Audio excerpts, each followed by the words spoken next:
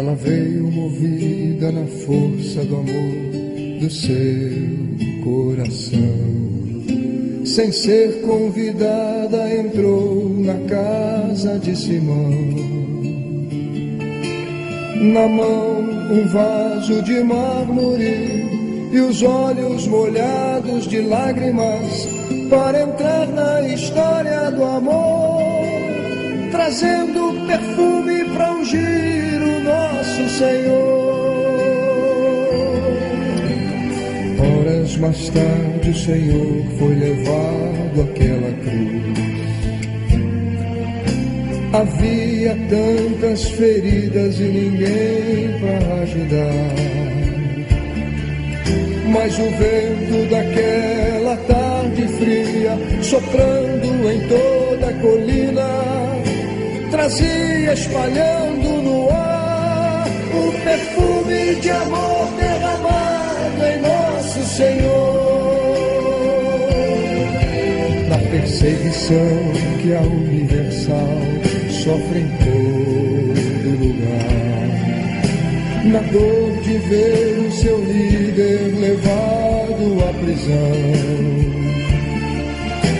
na força que existe entre nós, na fé que nos põe de pé, na união que faz todos irmãos, ainda existe aquele perfume espalhado no ar.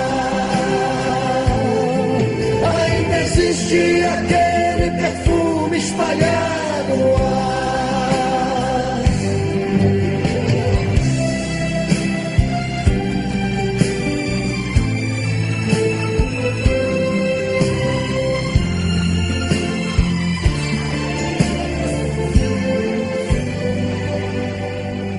No gesto de nossos pastores que deixam tudo e vão, levados no vento para onde Deus mandar, na palavra pregada ao que sofre, na fé que cura o enfermo, na oferta trazida ao altar, ainda existe aquele perfume espalhado no ar. Ainda existe aquele perfume espalhado no ar. Que a tua igreja, Senhor, seja sempre este perfume,